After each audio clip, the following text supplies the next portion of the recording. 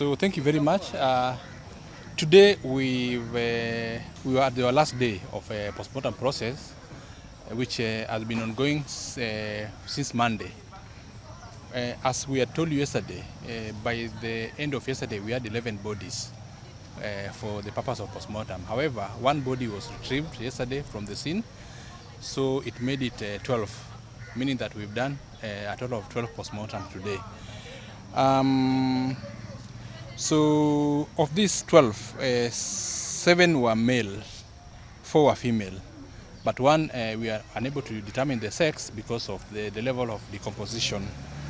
Among these postmortems that we did today, 5 were fresh, meaning that we are able to get more facts from them because they were not decomposed.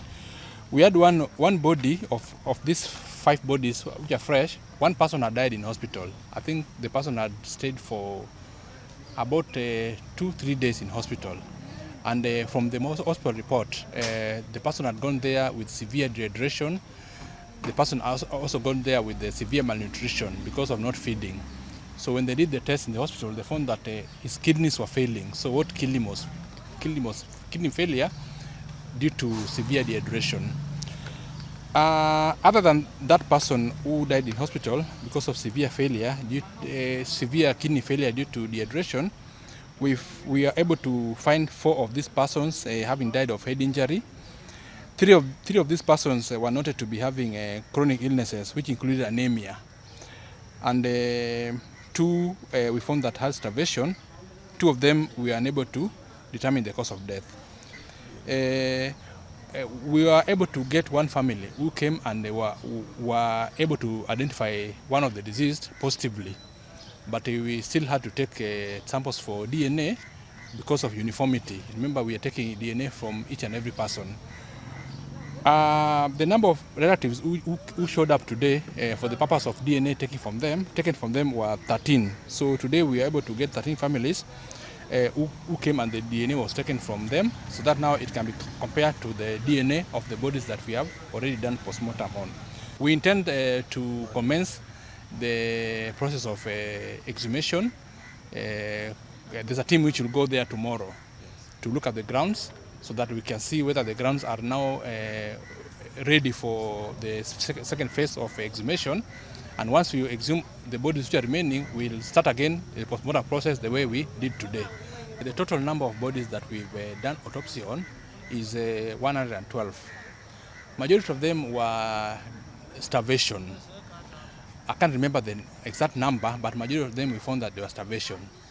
But of course we found some who had head injury. We found some who had been strangled. But there are some also who we are unable to determine the cause of death because of the level of decomposition. But majority were starvation, as I've said. I think from what we've seen, the number of adults were more. I don't have the correct number, but the adults were more than children. I am Kinyanjui Thuo from the Kenya National Commission on Human Rights. My colleague here is Pfizer. We've been here for the last 5 days. Basically here at the mortuary, we have been to Shakahola, and the National Commission, of course, will be giving its comprehensive statement much later, but I think at this point it's important to commend the government agencies who are here, working under very difficult circumstances, but also able to do so much and in a very professional way. We must commend guys from the government pathologist's office, because what we have seen is, we must admit, above what we've been seeing, above standards. It's a good job, but I think it's important to assure the public that we have not seen any reason for anyone not to have faith in what is being done here, because our own perspective is that this is work above board, and I think above that we shall be giving a comprehensive statement much later. And throughout, we have started through about half the process. We had an officer in the mortuary, and we have not seen one body without or with missing organs. We have not seen one. And we have sat through about half the process. We had an officer in the mortuary, and we have not seen one body without or with missing organs. We have not seen one with missing organs. Yeah. Yeah, I can confirm, because you know, postmortem, one of the things is to look at each and every organ and record how the organs are, whether they're diseased or whether they're missing. And I can confirm that each and every body that we did autopsy on, other than the organs being decomposed, they are all there.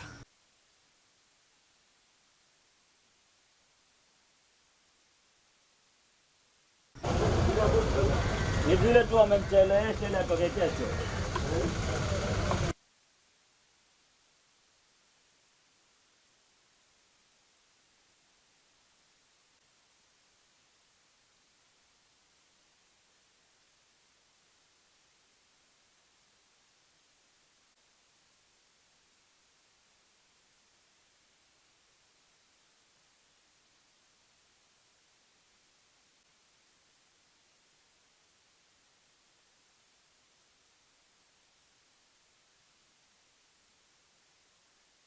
I will show tear gas.